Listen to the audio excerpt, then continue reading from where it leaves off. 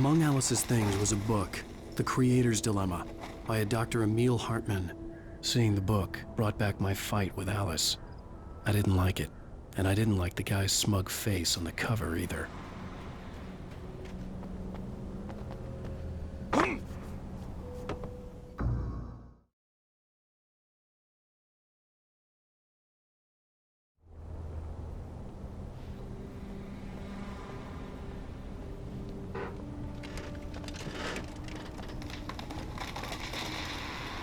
The gas station was my best bet. They'd have a phone I could use. It looked like a long hike through the forest to get there.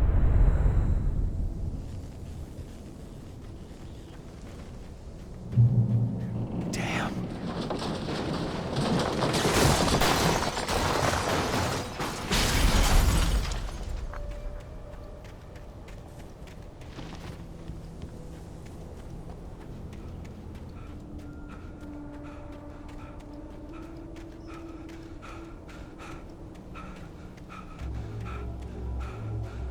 Hello?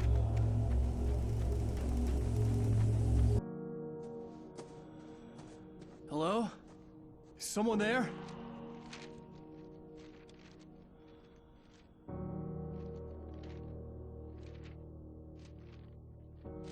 The loose sheets of paper were pages from a manuscript entitled Departure. That was the name I planned to use for the next novel I had never gotten started.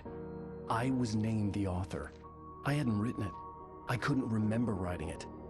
In the scene on the page, the hero was attacked by an axe murderer in the woods at night.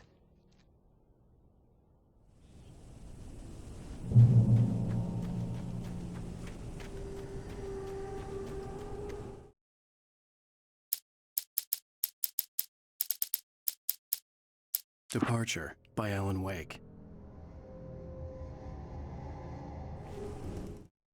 The man turned to face me. His face was covered in shadows. It was hard to make him out in the darkness of the forest that surrounded us, but the axe he lifted was plain to see.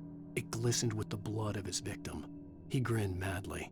The shadows were alive, distorting his features. It was a scene from a nightmare, but I was awake.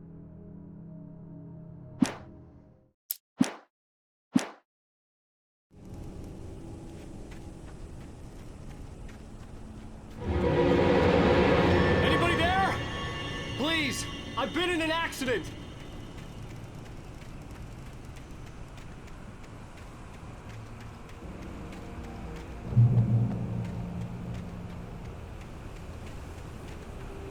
The lights up ahead were a good sign. Maybe I wouldn't have to hike all the way down to the gas station to find a phone.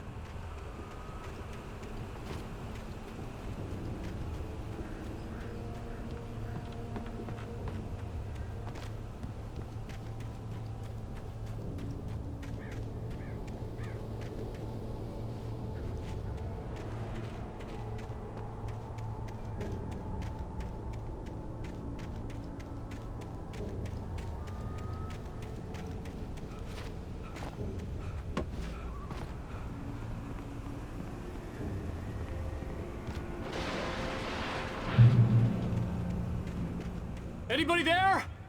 Please, I've been... Hey! Hey, you! Phil! There's been an accident. I need help. Listen, Deposit. I need to... Premium cabins for rent in Nightfall. Oh, hell. Carl Stuckey. Pleased. To meet you. Non-refundable Reservation. deposit required. Fair and square. Fair and Where?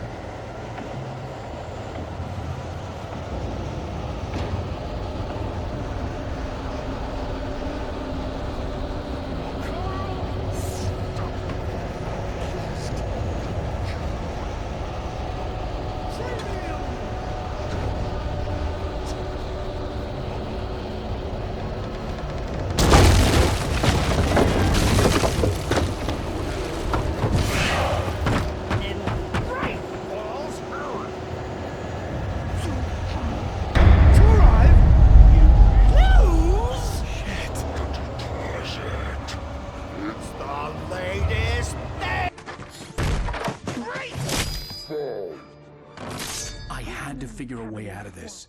Any second now, and Stucky would be knocking on the door with his axe like Nicholson in The Shining.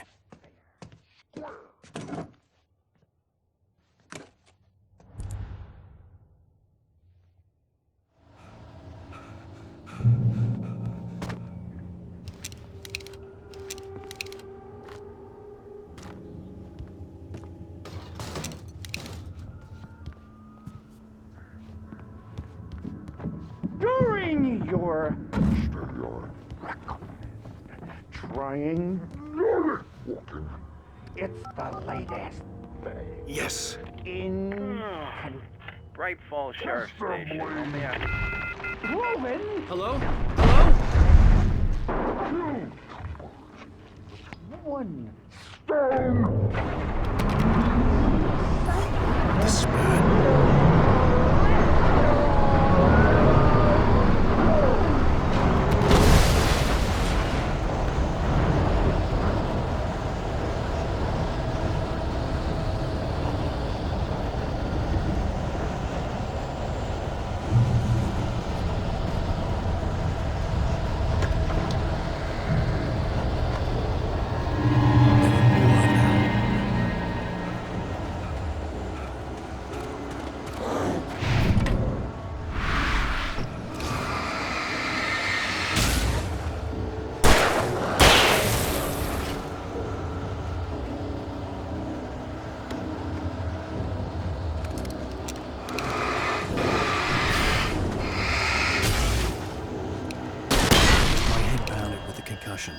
I'd never fired a gun outside a shooting range, and now I just killed someone.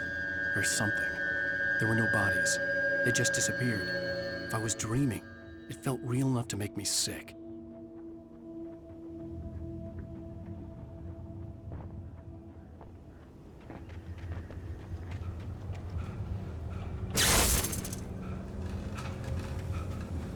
The dark forest was the last place I wanted to go, but I had no choice. I had to get to the gas station. It's rabbit season!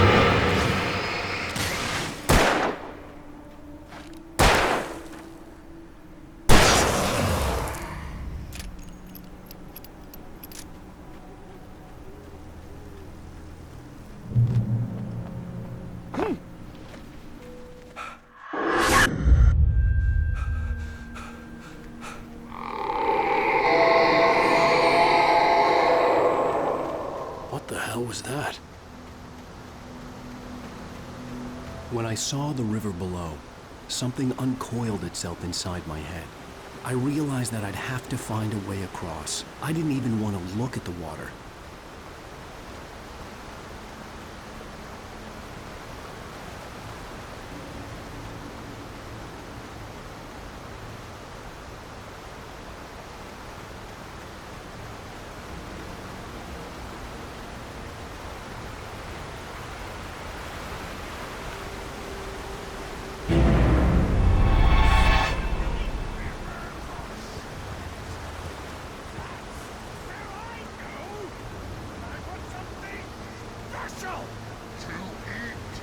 Stucky was still out there, in the dark, stalking me.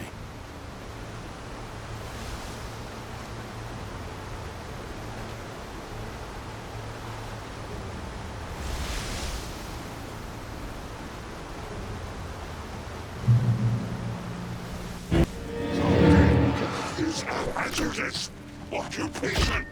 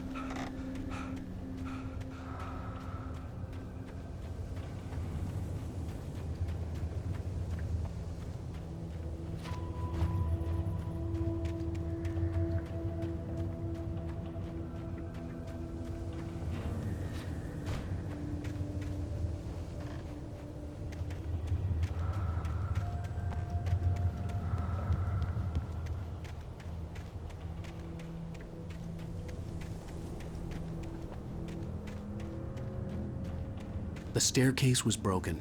I had to make my way up some other way.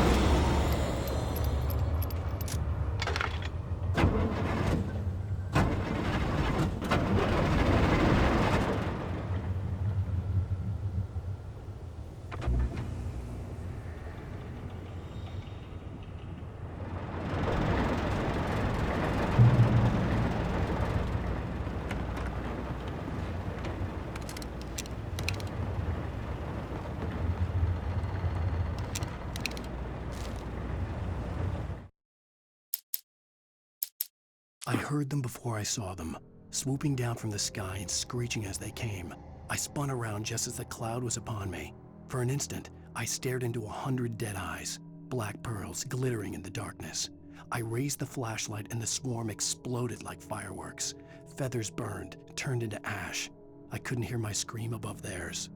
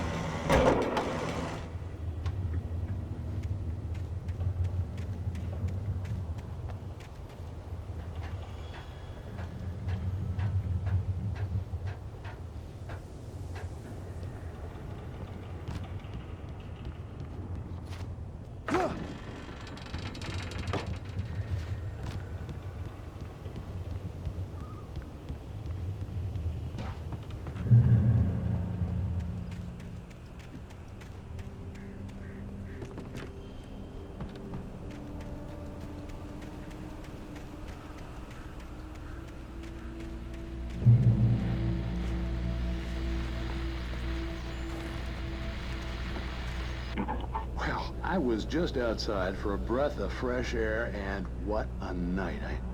I know most of you are probably in your beds by now, but if you're still up and around, take a moment. Step outside for a spell and breathe in deep. The weather is absolutely still. The sky is crystal clear. It's like the forest is quietly breathing along with you. As you listeners know, I'm a night owl, and it's on nights like this I wish I wasn't cooped up in the studio. Makes an old man like me wish I could just roam wild. But here I am, and don't keep you company all night long if I weren't. It looks like I'm not the only one staying up late. Caller, you're on the air. Hey, Pat, it's Maurice Horton. Hello, Maurice. What are you up to? Well, I was just taking Toby on his walkies. Oh, isn't it beautiful out there? Sure, but Pat, the reason I called is that Toby heard something rustling in the undergrowth and took off after it, and I couldn't find it. Probably a rabbit. Sure. Toby loves rabbits. Well, sure. Anyway, I figured that, if anyone runs into Toby, they could grab him. My number's on his collar. And Toby's a friendly dog? Toby loves people. Usually he comes back, but we were pretty far from home, and it sounds like he went pretty wild there.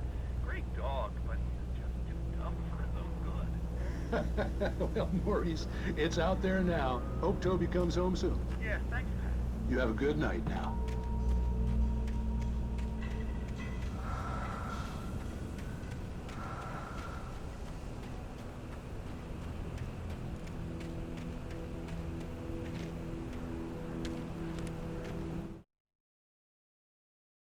At first, I kept finding the pages as if by accident. The book I couldn't remember was either a terrible and true prophecy or an act of creation that had rewritten the world.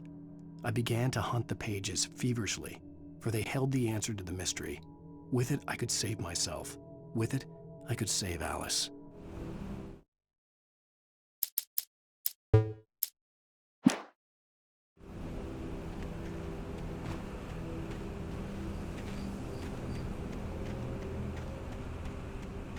The gas station was closer now, its light welcoming in the darkness.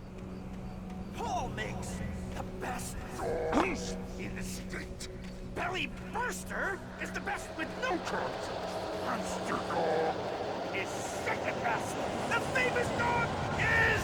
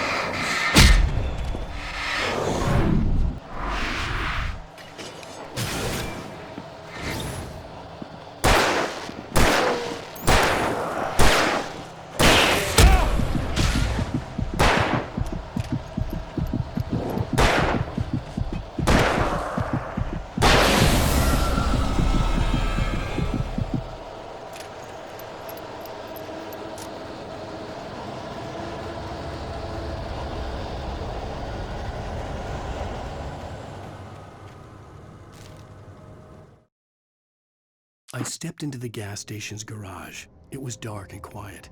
The place was a mess. It looked like someone trashed the place or that there'd been some kind of fight.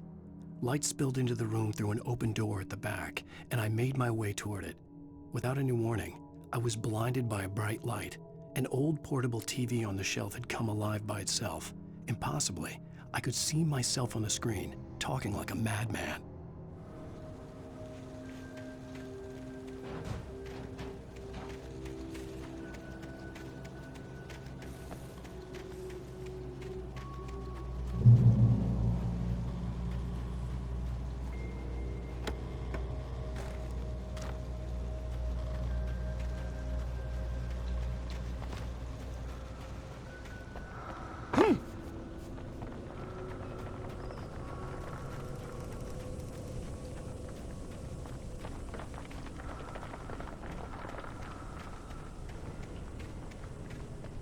Eerie hand-painted graffiti was revealed by my flashlight. Someone had hidden a chest of supplies near it.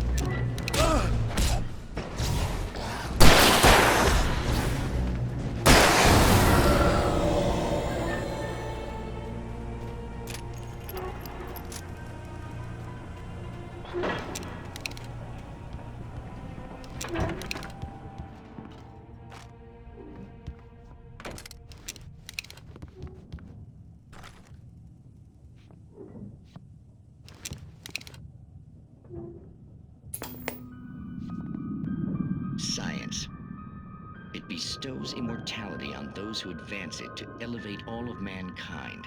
Newton, Einstein, Sagan, princes among men.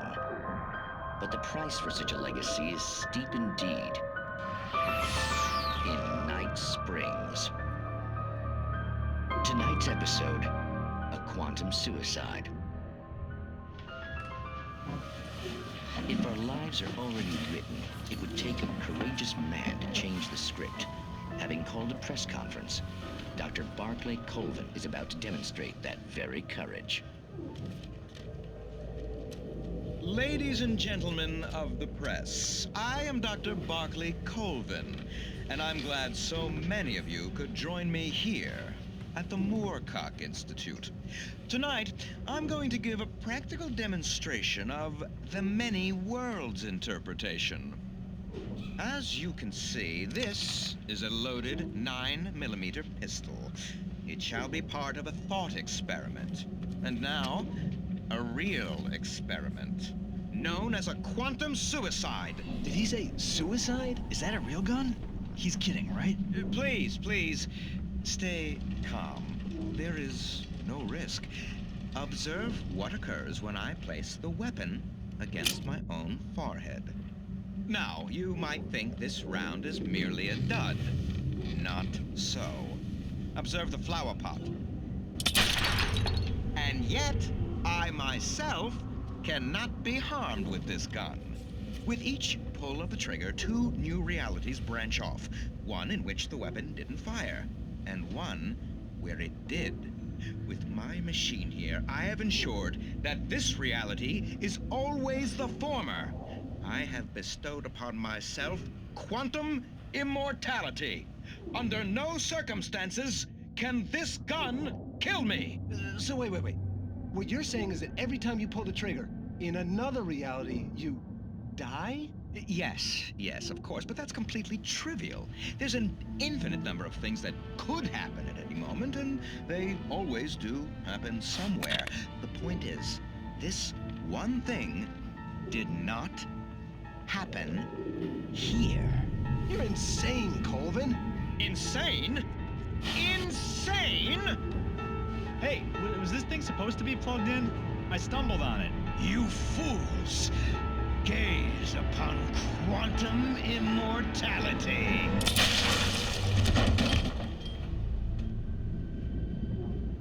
Poor Dr. Colvin, felled by his own hubris or the ignorance of the masses. Perhaps he should have left the crate unopened, the decaying atom unobserved. Curiosity often kills the cat. In Night Springs.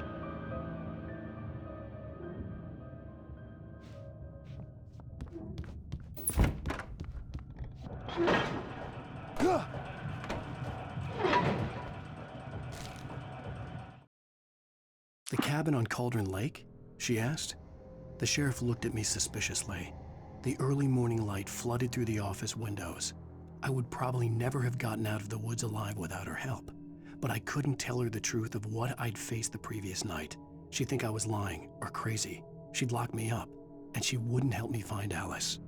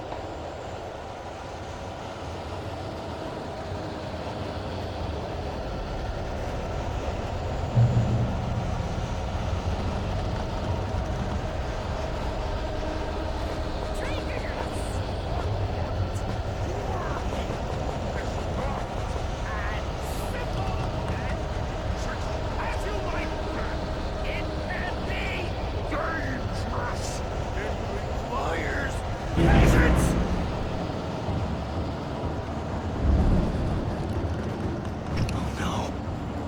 Even with the engine takes hours to Bounce isn't easy and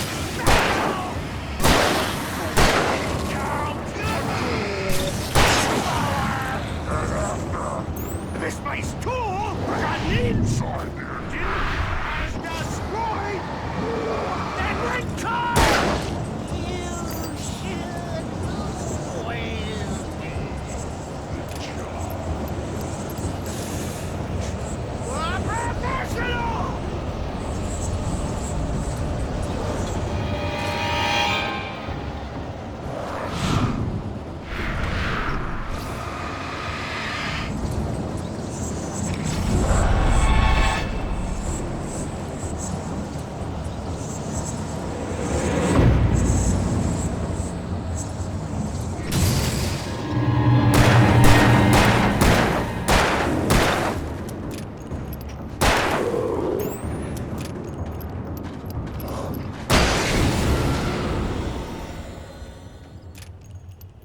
Stucky's body vanished, leaving behind only a lifetime of nightmares to come, assuming I'd reached the lights of the gas station alive.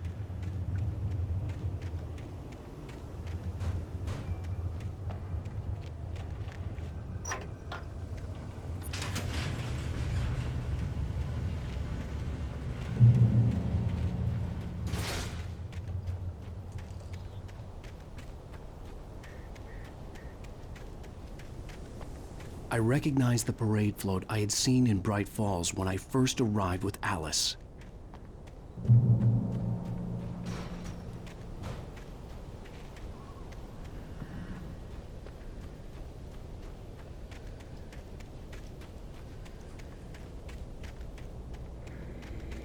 After the insanity I had just experienced in the darkness, the lights of the gas station felt comforting. At least for a moment, the sane world reasserted itself.